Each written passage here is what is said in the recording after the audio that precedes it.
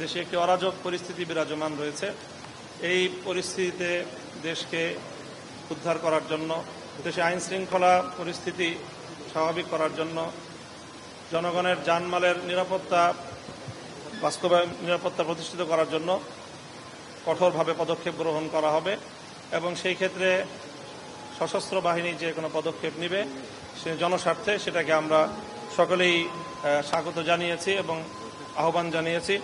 বিশেষ করে আমরাও দেশবাসীর প্রতি এবং আমাদের সকল জনগণ, রাজনৈতিক নেতাকর্মীদের প্রতি আমরা উদাত্ত আহ্বান জানাচ্ছি যেন সকলেই প্রত্যেকে যার যার জায়গা থেকে দায়িত্বশীল ভূমিকা পালন করে এবং কোনোভাবেই যেন আর কোনো প্রাণহানি না হয়, কোনো প্রতিহিংসা চরিতার্থ যেন না করা হয়, বরং সকলে মিলেমিশে আমরা জনগণের জানমালের নিরাপত্তা বিধান করার উদ্যোগ গ্রহণ করব। সেই ক্ষেত্রে বিশেষভাবে আমরা অত্যন্ত মর্মাহত যে বেশ কিছু দুঃখজনক ঘটনা সংবাদ ইতিমধ্যে আমাদের কাছে এসেছে।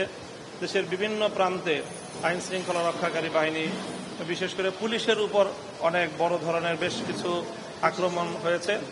সেই আক্রমণগুলো যেন আর না হয়, বরং আইন শৃঙ্খলা রক্ষাকারী বাহিনী সহ সকল পক্ষের সকল মানুষের জানমালের নিরাপত্তার বিধানে আমরা সকলে সম্মিলিতভাবে ভূমিকা পালন করব। সেই সঙ্গে কোনো সংখ্যালঘুদের উপর, অন্য ভিন্ন ধর্মাবলম্বী যারা রয়েছেন, আমরা জাতি ধর্ম নির্বিশেষে একটি সাম্প্রদায়িক সম্প্রীতির দেশ বাংলাদেশ, এদেশে কোনো ধর্মাবলম্বী অন্য ধর্মাবলম্বীদের উপর কোনো ধরনের অযাচিত আক্রমণ করবে না, হামলা করবে না।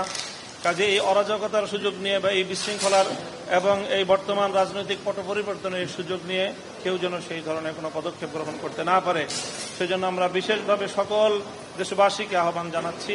বিশেষ করে রাজনৈতিক নেতৃবৃন্দ যারা রয়েছেন, আমাদের ইমাম সাহেবান যারা রয়েছেন, আলেম ওলামা যারা রয়েছেন, তাদের ক্ষেত্রে একটি অগ্রণী ভূমিকা পালন করতে হবে। সেই জন্য আমরা দেশবাসীর প্রতি, আলেম সমাজের প্রতি বিশেষভাবে আহ্বান জানাবো যে সংখ্যালঘু এবং বিশেষ করে আইন শৃঙ্খলা রক্ষাকারী বাহিনী, পুলিশ সহ অন্যান্যদের জানমালের নিরাপত্তা এবং রাষ্ট্রীয় সকল স্থাপনাগুলো যেন নিরাপদ থাকে, সেজন্য আপনারা পদক্ষেপ গ্রহণ করবেন।